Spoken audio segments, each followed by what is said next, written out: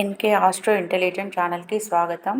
ఓం గం గణపతియే నమః. ఓం నమో నారాయణాయ. ఓం శ్రీమాతే నమః. ఈరోజు మనం తెలుసుకోబోయే టాపిక్ ప్రస్తుతం టెక్నాలజీ సెక్టార్ లే ఆఫ్ గురించి తెలుసుకుందామండి. ఇక్కడ ఒక ఎగ్జాంపుల్ చార్ట్ ఇచ్చాను. ఇది కాలపురుషుడి నుండి 10, 11వ భావము అన్నది శనికి సంబంధించిన భావాలు. గోచార రాహువు మే 18, 2025లోకి కుంభంలోకి ఎంట్రీ ఇచ్చారు.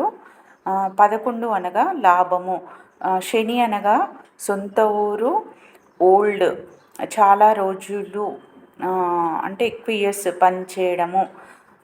కావున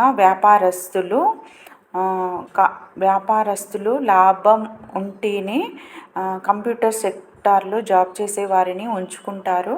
లాభం లేనిది వారు జాబ్ నుండి తీసేస్తారు అని మనము చెప్పవచ్చును. కాలపురుషుడి నుండి 10, 11 భావాలు శనిగారి హౌసెస్, అందులోకి రాహు వచ్చారు కావున ఇలా జరుగును. రాహు గోచార టైమింగ్స్ మే 18, 2025 నుండి డిసెంబర్ 5, 2026 వరకు ఈ లే ఆఫ్స్ అన్నది ఉండును. శని ప్లస్ రాహు, శని ప్లస్ కేతువు గ్రహ చేరిక లేని వారికి ఇలా జరుగును. వీరికి జాబ్ పోతాది అనే భయం ఉండదు. గ్రహ చేరిక ఉంటే భయపడి పనిచేస్తారు. శని అనగా సొంత ఊరు, ఓల్డ్, బంధువులు. రాహు మొండి, ప్రకృతికి వ్యతిరేకం కావున సొంత ఊరిలో జాబ్ లేదన్న అవమానం వీరికి ఉండును. ఈ లే ఆఫ్స్ అన్నది 2028 వరకు కంప్యూటర్ సెక్టార్లో ఉండును. కంప్యూటర్ సెక్టార్లో హెచ్చు తగ్గులు, ఫ్లక్చుయేషన్స్ అన్నది చాలా ఉండును. ఐటీ ఫీల్డ్ న్యూస్ ఎక్కువగా మనము ఈ టైంలో వింటుంటాము. ఇది భయపెట్టాలని వీడియో చేయలేదండి నేను.